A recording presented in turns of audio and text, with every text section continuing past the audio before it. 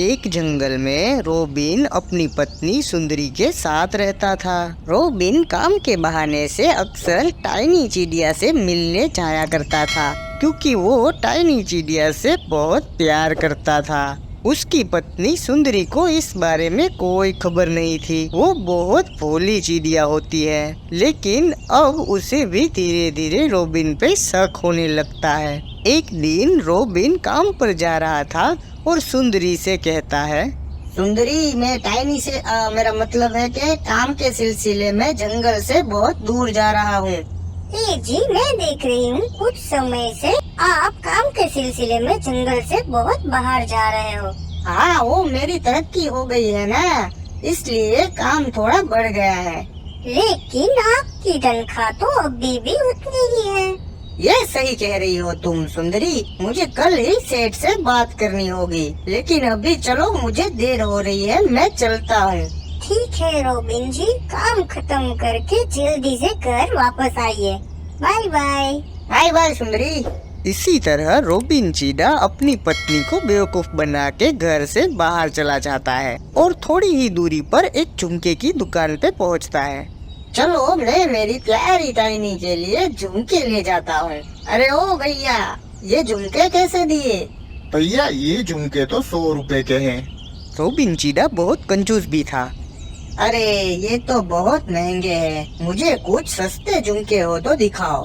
तो फिर आप ये दूसरे झुमके ले जाओ, एकदम कम दाम में, वो भी 2 जोड़ी, एक के साथ एक बिल्कुल मुफ्त।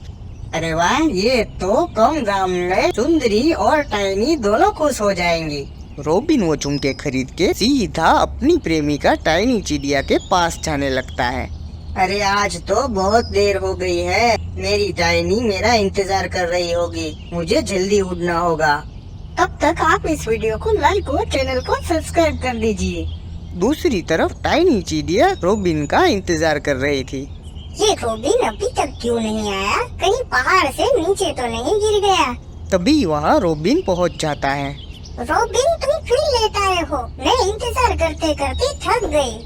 अरे बाबा, मैं तुम्हारे लिए ये झुमके खरीद रहा था, इसलिए देर हो गई। अरे वाह रोबिन, मुझे तो यकीन नहीं हो रहा कि तुम मेरे लिए गिफ्ट लाए हो।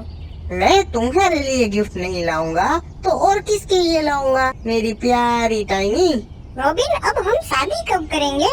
अरे टाइनी, अभी तो हमारे घूमने फिरने और प्रेम करने के दिन है।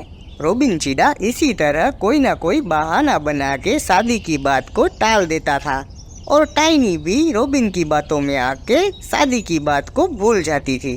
एक दिन रोबिन चिड़ा फिर से टाइनी को मिलने आता है, लेकिन इस बार उसको कालू कौवा देख लेता है। अरे ये तो रोबिन है, ये यहाँ इस अजनबी चिड़िया के साथ क्या कर रहा है? लगता है ये दोनों एक दूसरे से प्रेम करते होंगे। ये बात मुझे इसकी पत्नी सुंदरी चिड़िया को बतानी होगी। कालू सीधा सुंदरी चिड़िया के पास पहुँचता है। सुंदरी, तुम्हारा पति रोबिन किधर गया है? वो तो काम के सिलसिले में बाहर गए हैं।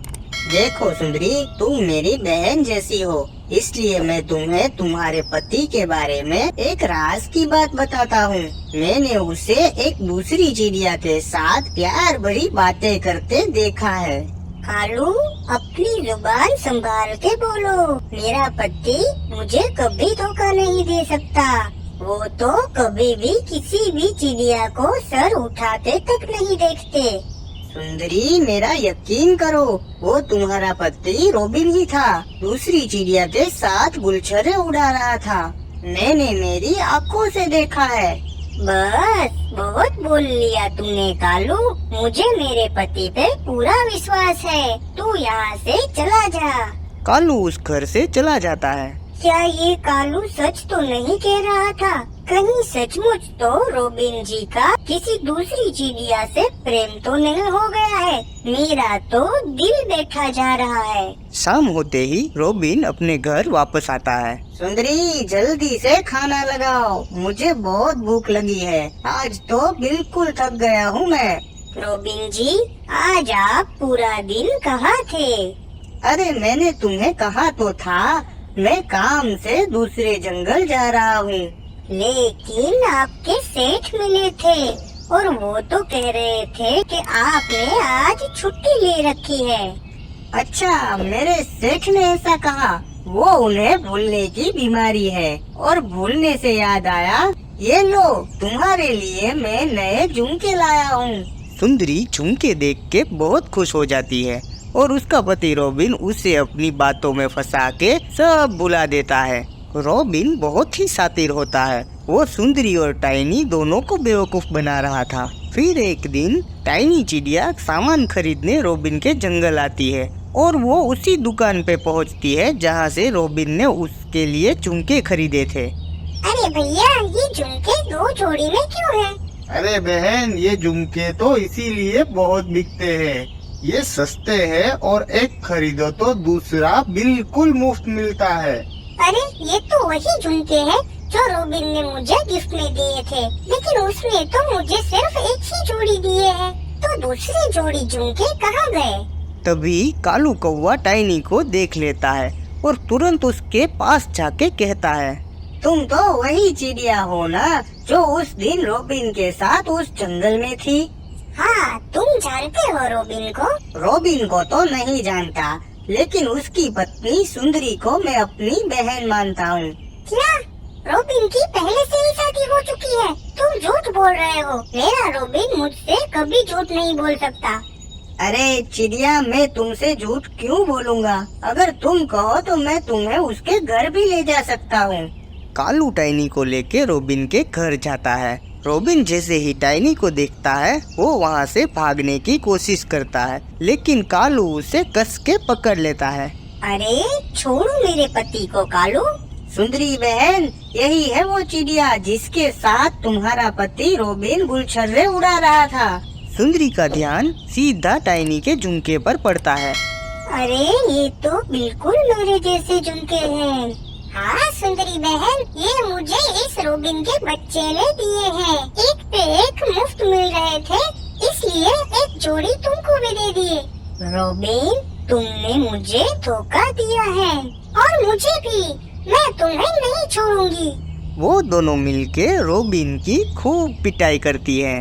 अरे मुझे माफ कर दो, लेकिन अब मुझे और मत मारो, वरना मैं मर जाऊंगा। तुम इसी लायक हो। तुमने मेरा जीवन बिगाड़ दिया। अगर आज ये कालू जी मुझे नहीं मिलते तो तुम हमें पता नहीं और कितना बेवकूफ बनाते। टोनी, ये बाजी तो हमको ही जीतनी है। अरे बहन, इस बार तुम देखना, मैं इन दोनों को धूल चटा दूंगी। अरे ओ टूनी टाइनी, सिर्फ बातें ही करोगी या खेलोगी भी? लगता है हमसे डर गई हो। ये बात है क्या? ये ले। बस इतना ही दम है? हाँ, ये ले। तूने हमें मारा, ये ले। अरे ये दोनों तो बच गए। हाँ, लेकिन अब तुम नहीं बचोगे। देख लूंगा तुम दोनों को। तभी टूनी टाइनी के पापा नई रिक्शा लेके आते हैं। टूनी टाइनी, ये देखो हमारी नई रिक्शा। अरे वाह पापा, इसे चलाने में तो बहुत मजा आएगा। हाँ टाइनी, चलो देखते हैं ये कितनी तेज चल सकती है। हाँ चलो चलो, घूमते हैं इस नए ऑटो रिक्शा में। खबरदार, जो मेरे इस नए रिक्शा को हाथ भी लगाया, मैं तुम दोनों की हड्डी पसली तोड़ दूंगा। ये कहकर उनके पापा घर के अंदर चले जाते हैं। टाइनी, पापा खाना खाने गए हैं, उनको बाहर आने में बहुत टाइम लगेगा। तब तक हम चलो रिक्शा में चलते हैं। टाइनी, नई रिक्शा है, अच्छे से चलाना। तुम चिंता मत करो बहन, मैं इस रिक्शा को इतनी अच्छे से चलाऊंगी, इतना अच्छे से चलाऊंगी कि दोबारा चलने के लायक ही नहीं रहेगी। फिर वो दोनों बहनें रिक्शा को लेके यहाँ वहाँ घूमने लगती है। देख रहे हो दोस्त, ये दोनों हम दोनों को मार के आराम से अपनी रिक्शा में घूम रही है। अरे मुझे तो इन दोनों की खुदी बिल्कुल बर्दाश्त नहीं हो रही है। मेरे पास एक बहुत ही जबरदस्त प्लान है इन दोनों बहनों को सबक सिखाने का। तो दोस्त जल्दी से मुझे भी बताओ ना, क्या है वो प्लान? ऐसे नहीं, अपना कान मेरे पास लाओ। टाइनी देखो, आइसक्रीम वाला, चलो आइसक्रीम खाते हैं। वो दोनों रिक्शा को साइड में रोक के आइसक्रीम खाने लगती है। चलो हमको उस रिक्शा के पास जाना पड़ेगा, लेकिन संभाल के। अगर उन्होंने हमें देख लिया तो वो हमें बहुत मारेगी। डरो मत, बदला लेना है या नहीं? और एक बात हमेशा याद रखना, डर के आगे जीत है। हाँ भाई, बदला तो लेना ही है, लेकिन कोल्ड ड्रिंक पीने का मेरे पास पैसा नहीं है। चुप हो जाओ और मेरे पीछे आओ। वो दोनों चुपचाप जाके रिक्शा की ब्रेक फेल कर देते हैं और वहाँ से चुपचाप भाग भी जाते हैं। चलो टाइनी, पापा का घर से बाहर आने का वक्त हो गया है। हमको जल्द से जल्द घर पहुंचना पड़ेगा। तो फिर चलो चलते हैं। रुको रुको, अब रिक्शा चलाने की बारी मेरी है। वो दोनों तेजी से रिक्शा चलाने लगी और उनका घर एकदम नजदीक आ गया था। टुनी, रिक्शा को थोड़ा धीमे कर दो, हमारा घर आ गया है। अरे बहन, मैं कब से ब्रेक लगा रही हूँ, ये रिक्शा रुक ही नहीं रही है। क्या इसका मतलब इसकी तो ब्रेक फेल हो गई है। कोई बचाओ हमें। अरे ये तो मेरी रिक्शा है। टूनी, टाइनी, रुको।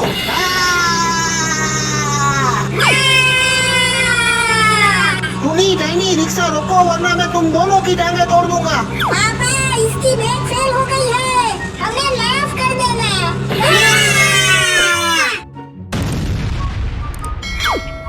टाइनी, रिक्शा का तो एक भी पुर्जा नहीं बचा। पापा के उठने से पहले हमको भी यहाँ से चले जाना चाहिए, वरना हमारा भी एक भी पुर्जा नहीं बचेगा। अब पता चला हमसे पंगा लेना कितना महंगा पड़ता है। तो वो तुम थे जिसने हमारी रिक्शा की ब्रेक फेल कर दी। हमारे पापा हमें मार मार के भूत बना देंगे, लेकिन उससे पहले हम तुम्हें मार मार के भूत बना देंगे। चलो टूनी। टाइनी और टूनी की उनके पापा बहुत पिटाई करते हैं। इस बात को कुछ दिन बीत जाते हैं और उनके पापा रिक्शा को ठीक करा लेते हैं। अरे कल ही तो मैंने पेट्रोल भरवाया था, तो फिर इतना जल्दी खत्म कैसे हो गया? जरूर टूनी टाइनी फिर से मेरी रिक्शा चलाने लगी है। अभी घर जाके उनको ठीक करता हूँ। उनके पापा उड़ के सीधा अपने घर पहुँचते हैं। टूनी टाइनी, तुम दोनों ने फिर से मेरी रिक्शा को चलाया। अरे पापा, आपको कोई बुरा सपना आया होगा। हाँ पापा, हमने तो उस दुर्घटना के बाद आपकी रिक्शा को मुंह उठा के तक नहीं देखा। पापा, ये लकड़ी छोड़ दीजिए, हमने कुछ नहीं किया है।